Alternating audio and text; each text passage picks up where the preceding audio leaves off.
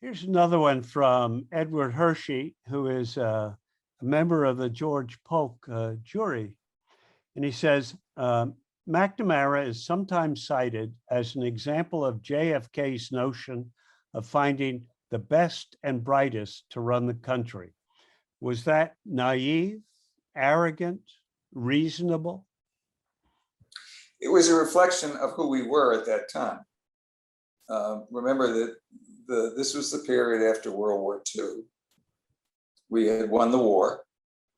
Korea somehow never really resonated in this country as an issue of true consequence. Dwight Eisenhower became the president for 8 years. We were people who were satisfied with, to some extent, with our transcendent ability to lead. And we were also ignorant. And the Pentagon Papers, when it came out, it wasn't that it was top secret material. No, what it was is and by the way, it was McNamara who commissioned the Pentagon Papers. What it was, it showed just how extraordinarily ignorant we were, how little we knew about Vietnam, the arrogance of our sense that we could solve any problem was profound because we thought we could. And remember, and here's another thing, all the best and brightest, what did they have in common? They were all men. And they were all men of a certain age, a certain style. And one of the things I know about people like Bob McNamara, George Bundy, when they had a problem, what they tend to do is have 2 drinks, and move on. Opening your soul and heart for these guys was not natural. Here's a question from Tim Ferguson. Could you address the editing standards in book publishing today? Does it depend on the house? And I'd like to add to that, the industry has seen a number of kind of shakeups and even scandals with books being commissioned to great criticism from the staff within the publishing house, and sometimes books being pulped. Is there a kind of a danger, do you think, from the ranks of the politically correct? Or on the opposite, is that just a long time coming and much needed rectification of the kind of white male publisher that's been on top of the houses for so long? Well, let me just say that that's a complicated, I don't want to over summarize, but I will give you my personal principles when it comes to these sort of political books. Most recently, Dana Kennedy, the new publisher of Simon & Schuster, who came from the Pulitzer Committee, the New York Times, is African-American, is now the publisher of Simon & Schuster. And it was she, as I understand it, who authorized giving Mike Pence a great deal of money for his vice presidential memoir. So I'm not passing judgment on that. That was what she did. But what would I do? What I would do and what I did was, if somebody came to me of that stature or that inclination, I'd say that there are 2 things that are my personal requirements. One, that your book has to meet the same standards of credibility, veracity, and tone as any other book I publish. I'm not going to publish a book which is just screed and which I cannot feel as a publisher any confidence in or sufficient confidence. That's the first rule. And the second principle I would apply is I will give you every penny that you earn from royalties, meaning every copy that's sold, an author gets royalties. But what I won't do is throw $1 million at you just to have the pleasure of publishing your book. Now, you would say that that's naive because it's a market. And if I won't give them any money, somebody else will. Well, that's not my problem. My problem is to do what I believe is the right thing to do, which is publish books as long as they're credible, as long as they have quality, and to give the authors what they have earned and not give them a gift, a guarantee, a present up front to see what you're going to get. But that's, the reason for saying all this, John, and anybody else, is that I could do that because the creation of my little publishing company was built around that premise. Yes. That we're never going to take a risk that we don't want to take. Therefore, we're never going to be Random House. We're going to be public affairs. And that was 25 years ago. And we still are. Mm-hmm. This is from Minky Warden. Says, congratulations on the book, Peter. And then my question is, what are your views on the state of global press freedom, the proliferation of state-controlled media like RT and the Global Times in China, journalist killings like Jamal Khashoggi, and the recent Belarus plane kidnapping? Are the bad guys winning? Well, it's always going to be a bad guy, struggle with the bad guys.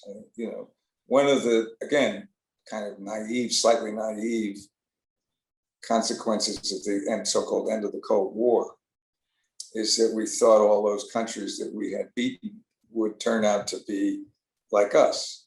It turns out that's not the case. What we now know is that the Soviet Union kept a cork in the bottle on nationalism for 75 years, the length of its tenure as USSR. And once the cork came out of the bottle, you have Armenia and Georgia and Uzbekistan and Tajikistan and Belarusia and all these, and very few of them have evolved into anything that like we would like them to be. It's just a fact. Poland and Hungary have both reverted to their very traditional nativism, except that in Poland, it's really a divided country. And remember, John, you know this better than most. During the Cold War, it was the Catholic Church that represented the opposition. It was what gave people a sense that we have a voice. And now the Catholic Church is very much part of the official establishment of the right wing in Poland. Hungary is a tragic fact of the reality of a person who I would put in the same bucket with old DJT, Trump, is somebody who has a force of personality and character and gets away with it. And we have to see whether someday Hungary will revert. What do I think about the general state of the world? I think that it'll always be a struggle. And it's one of the reasons why I think journalism is so important and why and Mickey's been working for Human Rights Watch for years. There are places and people who need to speak up and speak out. And if you do it and believe in it, it's a never-ending battle, but it won't necessarily be lost. Right. Here's a question from Alan Dodds. Frank, if you can answer this one, I think you've got a news story on your hands. It says, what is Trump's real deal with Russia? Well, I don't know the answer to that. But what are your feelings in my general? Feelings, look, I think that if you want to know what I think was the real problem of the Mueller investigation, and it's a criticism of journalism also, was calling it collusion. Collusion, a signed piece of paper saying we're going to do this together. No, it was in very clear cooperation, same motives. Trump and Putin share very much the same view of what they want to get away with. I say you take communism out of Russia, which they did, but you can't take Russians out of Russia. And what you've seen in the Putin era is very much classic Russian behavior. And I think that, yes, Trump took a lot of money from them, but I don't think it was ever, we'll see.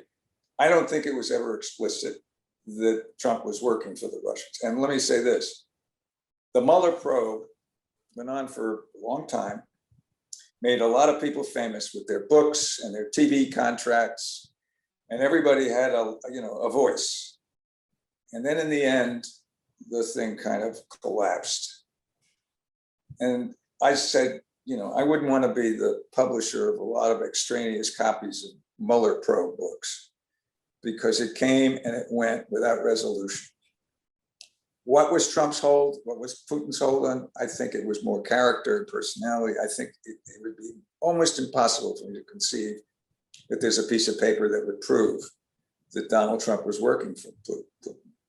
Is that an answer that's sufficient for I this issue? think so. We have time for one last question, and I'd like to ask it myself. I think in the preface or in an early part of the book, you mused about the question of, would you find something about yourself at the end of this long trail of research?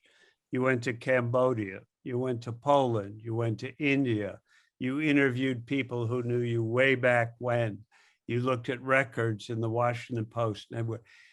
Did you, in fact, discover something about yourself that you hadn't known before you began this kind of long trip?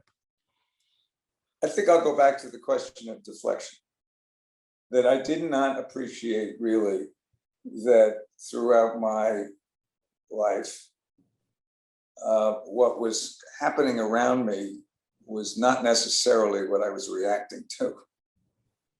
That an awful lot of what I kind of absorbed and felt wasn't immediately apparent. I say this, that my brother from the years 8 to 12 had the most extraordinary and most phenomenally terrifying experience a child could have. Nazi Poland, escaping, living in India as a child and being sent away to school. And yet, the rest of his life was not overwhelmed by that fact. I don't know exactly what it was. I have a feeling that as I discovered that I really wasn't aware of what my emotions were, and that I would somehow park them. And as a result, there were ways in which, because I didn't appreciate the real nature of what was happening around me, that it was possible for me to miss the point. And I think that's something that anyone who's a journalist of a certain kind should understand. And you deal with this in a late chapter in the book called Wrinkles, right? In which you say you went through a difficult patch. And I wonder if you relate some of that to the deflection and to I don't think there's any not question. analyzing what you're going through as you're going through it, not your feelings and your reactions. Yes, John, and as you know, to put it very simply,